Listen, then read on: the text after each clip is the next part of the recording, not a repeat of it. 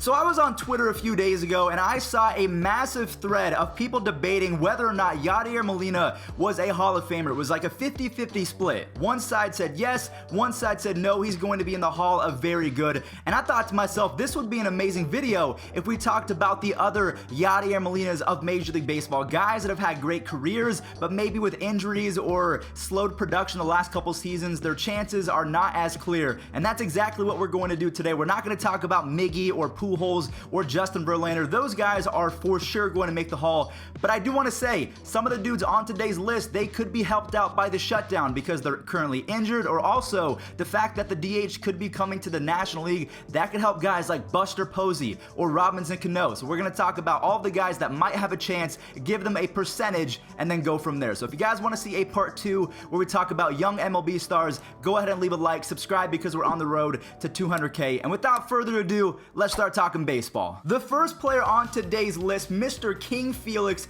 Hernandez, from 2009 to 2015 had a collective 2.83 ERA. He's a 6-time All-Star. He has 6 top 10 finishes in the American League Cy Young. And on top of that, he won the Cy Young back in 2010. So that is everything for Felix. Now, the only thing is his team hasn't really been very good, so he doesn't have any playoff appearances. We don't know if he was good in the clutch. And also, he has a 15-27 record the last couple seasons, and since 2017, he has a 5.42 ERA. He's close to 3,000 strikeouts, but he's still 500 away. The Braves, they did sign him. He was doing great in spring training, but I don't know if the rust is going to be in effect once the shutdown is over. So I'm going to go ahead and give Felix Hernandez a 60% chance of making the Hall of Fame. He was so good in his prime. He carried an entire franchise, both him and Ichiro, back in their primes. I think that the younger analytics guys are going to get him in on the committee. I don't know if he's going to be a first ballot or even a third or fourth, but the committee, if they can induct Harold Baines, I think Felix Hernandez has a pretty good chance of going in. What do you guys think? Do you guys remember the former first baseman for the Red Sox, Kevin Youkilis? He was known as the Greek god of getting on base. I'm going to go ahead and say that he's not the Greek god of getting on base. That title belongs to Joey Votto. He has led baseball in on-base percentage 7 times in his career. He's won an MVP. He has a Gold Glove on his resume as well, and he has a 62 career WAR in just 13 seasons. So I think that Joey Votto is going to be at least a second ballot Hall of Famer, maybe third. I don't know about first because the last couple seasons have not been great to him, and also he's sitting at 1,866 career base hits at 35 years old. So in my opinion, he's probably going to have the highest percentage of going into the Hall from anyone on today's list. I'm going to give him a 90% chance. The fact that 62 career WAR in 13 seasons, that is not easy to do. So if he can get to 2,000 base hits, maybe 2,200, if he can come back healthy, he has a lot of good teammates in that lineup, and I think that he can have a resurgence the last couple years of his career. If Nelson Cruz can do it,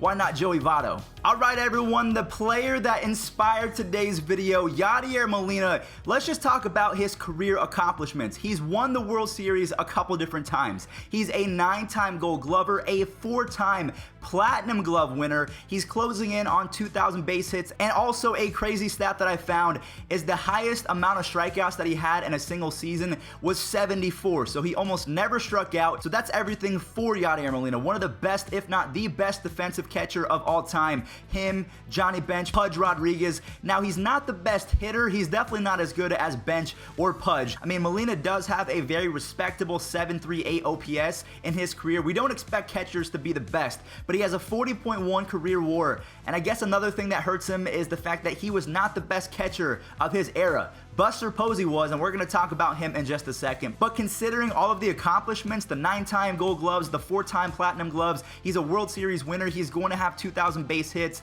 If he actually can play and be healthy, I think Molina has a 70% chance. I think he's not going to be in the Hall of Very Good. I think he ends up in the Hall of Fame, Cooperstown. What do you guys think of that? In a perfect world, I would be saying that Buster Posey has a 100% chance of making the Hall of Fame, because if we're being honest with ourselves, he had one of the best primes of any catcher in Major League Baseball history. He was easily the best catcher of the last decade over Yadier Molina. I mean, if we look at the stats, Buster Posey has a higher career WAR than Yadier Molina in 700 less games. He's won Rookie of the Year, he's won an MVP, he's won a Gold Glove, he's won 3 World Series. The biggest con against Buster Posey making the Hall of Fame is the fact that his longevity and his injuries have really hurt his chance. He's going to be 33 years old in 2020, and he doesn't even have 1,400 base hits. So with all of that taken into account, he's been so good, but the last couple seasons, and if you factor injuries, have been so detrimental to his chances. I'm going to give him a 50-50 chance. I don't think he's going to go in on the full-fledged ballot,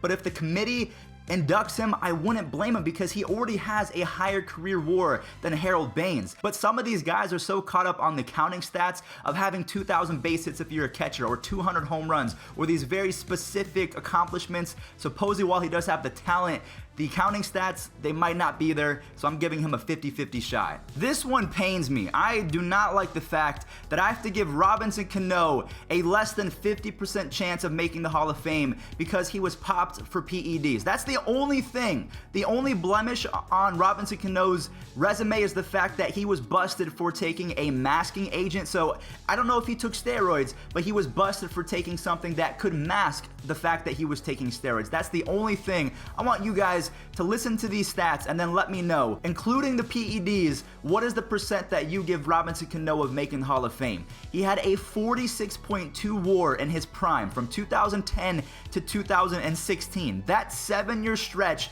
is some of the best baseball that we've ever seen. Like, those are video game and cartoon numbers. He's a 3-time Gold Glove winner. He's won a World Series. I mean, he's a surefire Hall of Fame talent, but the fact that that steroid cloud is going to be in the discussion, I don't know what to make. So you guys have to help me out. Do you think he's above 50%? Do you think he has a 0% chance like the next guy we're going to talk about? This sucks. Robinson Cano, he's so good, but he might not make it. Speaking of video game numbers, I honestly cannot believe what I'm about to say. I don't think that Nelson Cruz is going to make the Hall of Fame. In fact, because he was also popped for PEDs, I think he has a 0% chance. But I just wanted to go ahead and include him in this video because what he's done as a power hitter is something that we rarely see in the game of baseball. He pretty much had his first full season at 28 years old, and he already has 401 home runs. Could you imagine if Nelson Cruz actually got a full-time gig starting at 20 or 21? This guy is an all-time power talent, but because of the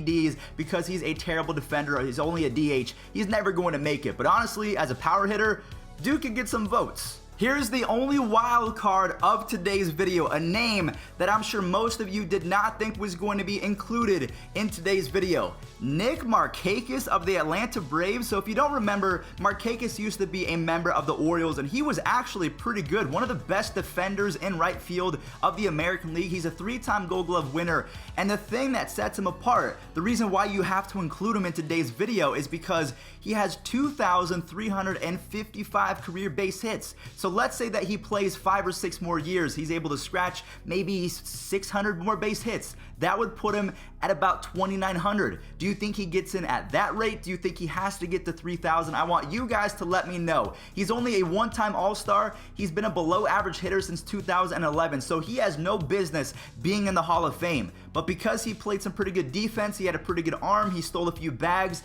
and if he can get 3,000 base hits, what's the percent that you give him? I'm giving him a 10% chance because I don't think that he's able to get to 3,000, but maybe he goes the same route of Harold Baines. He gets inducted by the committee. That could definitely happen. So he's our first and only wild card in today's video. One of the most dangerous hitters in the National League for a good amount of time, Ryan Zimmerman, has pretty much been solid. He hasn't been legendary or he hasn't been elite at any rate in his career, but he's been solid for about 15 seasons. He's accumulated a 40 career WAR. He's won a Gold Glove, but the thing about that Gold Glove, it was kind of a flash in the pan season. He was really good defensively that season, but then ever since then, he's been very below average. His power numbers are down the last couple seasons, and he's just short of 300 home runs and 2,000 base hits. So just like Nick Markakis, I'm going to give Ryan Zimmerman a 10% chance, but I think he's going to get a few amount of votes. If he can get his career WAR up to 50, maybe have a resurgence after this season commences in 2020, he might have a chance. I don't know. I'm not going to count out Ryan Zimmerman. He's Ryan Zimmerman. It's honestly unreal at how little people talk about Evan Longoria in 2020. Legit. No one even knows that Longoria is still playing third base in baseball. I mean, we're talking about a former superstar, someone that could end up having 300 home runs by the time that his career is all said and done. He's won 3 Gold Gloves, he's won Rookie of the Year, and oh yeah, he has a 56 career WAR in 12 seasons. That is not easy to do. He's gonna be 34 years old though, and he has just over 1,700 base hits, and he doesn't play in the best ballpark. Playing in San Francisco, I mean, the ball does not carry because of the coastal winds. You have huge dimensions in the outfield. I give Longoria a 30% chance, but if we're talking about the committee, he could be at a 100%. He was so good in his prime, up there with David Wright and all of the other prime third basemen that we've seen in our lifetimes the last 20 to 25 years. He's up there as one of the most talented, but because of his production the last couple seasons with the Giants, it's really hurt his career, and I don't know if he's going to get there, but the committee, they could save him. Let's see if you guys can guess the next player on today's list. He's won an MVP, he has a Gold Glove, he has a career 858 OPS, and he has a chance to have 250 home runs to go along with 200 stolen bases. Do you guys get it? Maybe we're talking about Andrew McCutchen. Yes, McCutchen does have a pretty good chance of making the Hall of Fame because in his prime, he was one of the best outfielders that we've seen in quite some time. Longevity is going to be his biggest issue. He's currently sitting at about 1,600 base hits, and he tore his ACL back in 2019. So considering the shutdown might actually help him because he has a lot more time to rehab and get back into baseball shape, and also because he plays for the Phillies. Maybe they DH him a few games to try and get him back into baseball shape because the universal designated hitter could be coming. So I'm going to give Andrew McCutchen a 30% chance. He had a 864 OPS for the Phillies. He was actually having a pretty good and productive season. If he can turn it around and play well, he's going to have 2,000 base hits. Again, he could have 250 and 200 in terms of home runs and stolen bases. So honestly, depending on if he comes back healthy, he might have a higher chance than 30. That's just my opinion right now, but I'm kind of convincing myself in the other direction. I think it might be closer to 50-50. And last but not least, the final player in today's video, someone that I watched growing up and I did not like. Dustin Pedroia's face just bothered me growing up, and I couldn't be more wrong about him. He is one of the best second basemen in my lifetime. I mean, he's up there with Chase Utley, he's up there with Jeff Kent, all of the great second basemen that are in today's game. Robinson Cano. Pedroia checks off everything. He's a Rookie of the Year, he's an MVP, he's won 4 Gold Gloves, he has a World Series championship on his resume, and he had a 40 WAR in his 7-year peak. Now, the only thing is injuries. He's 35 years old, and he's only played in 9 games since 2017. He's sitting at 1,800 base hits, so if he comes back healthy, does he have a chance? Again, the shutdown really does help in his favor. I just don't know if it's going to happen. He's suffered so mmany setbacks. I think that his career is actually over. Gotta tip your cap to Pedroia, but considering everything else, I give him the same chance of Andrew McCutchen, 50-50. I don't know if it's going to be enough because 2,000 base hits means a lot to some of these voters. Well, everyone, that is going to do it for today's video. Let me know your opinions in the comment section down below. Do you think that Robinson Cano is going to get into the Hall or not because of the whole PED thing? If I missed anyone, please let me know in the comment section down below. Do not forget to leave a like if you want to see a part 2 where we talk about young players with the best percentages to make the Hall of Fame. I'll catch you guys in the next one. Thank you so much for watching. Peace out. The fun does not stop here. If you guys are looking for some more content or if you're just really bored, there are 2 more videos on the screen right now. What are you doing? Click on them. They're fun.